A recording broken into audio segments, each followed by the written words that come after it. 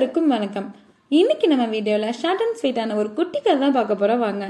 ஒரு கிராமத்தில் தம்பதிகள் ஒருவர் கழுதைய வளர்த்து வந்தாங்க. குடும்பத்தின் வறுமை காரணமா அந்த கழுதைய விற்கலான்னு முடிவு பண்ணி சந்தைக்கு கொண்டு போயிட்டு இருந்தாங்க.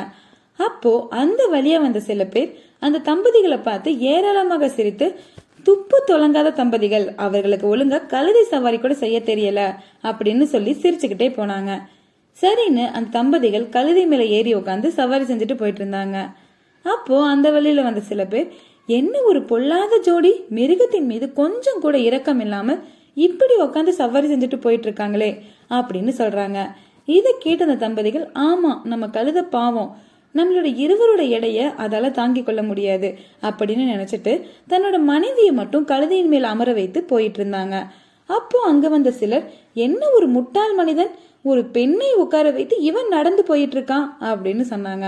இதை கேட்ட மனைவி, நான் இறங்கிக் கொள்கிறேன், நீங்கள் உட்கார்ந்து வாருங்கள் என்று தன் கணவனை கழுதையின் மேல் அமர வைத்து போய்கொண்டிருந்தாள். மறுபடியும் அங்கு வந்த சிலர், என்ன ஒரு சுயநலவாதியாக இருக்கிறான், மனைவியிடம் அன்பாக நடந்து கொள்ள வேண்டும், இப்படி இவன் மட்டும் அமர்ந்து தன் மனைவியை கொடுமை செய்கிறானே என்று சொன்னார்கள். இதை கேட்ட தம்பதிகளுக்கு என்ன பண்றதுன்னே தெரியாம, நாம இருவருமே நடந்தே செல்வோம் இந்த கழுதையை தூக்கி கொண்டு என்று சந்தையின் இலக்கை அடைந்தார்கள். அங்கிருக்கும் சிலர், நீ என்ன முட்டாளா, கழுதையை தான் சுமதாங்கி என்று சொல்வார்கள், ஆனால் அதை நீங்கள் சுமந்து கொண்டு வருகிறீர்கள் என்று சொல்லி ஏராளமாக சிரித்தார்கள். ஃப்ரெண்ட்ஸ், இந்த ஸ்டோரியிலேருந்து உங்களுக்கு புரிஞ்சிருக்கும்னு நினைக்கிறேன். நீங்க என்ன செஞ்சாலும் உங்களை இந்த உலகம் ஏதாவது ஒரு குறை சொல்லிக்கிட்டே தான் இருப்பாங்க. அந்த தம்பதிகளுக்கு வீட்டில இருந்து சந்தை அப்படின்ற ஒரு சின்ன இலக்கு அடையிறதுக்குள்ளேயே இத்தனை குறை சொன்னாங்க. இந்த உலகம் ரொம்ப பெருசு, அதே மாதிரி நீங்க அடைய வேண்டிய இலக்கும் ரொம்ப பெருசா இருக்கும். ஸோ உங்க மனசுக்கு எது கரெக்டுன்னு படுதோ அதை மட்டும் செய்யுங்க.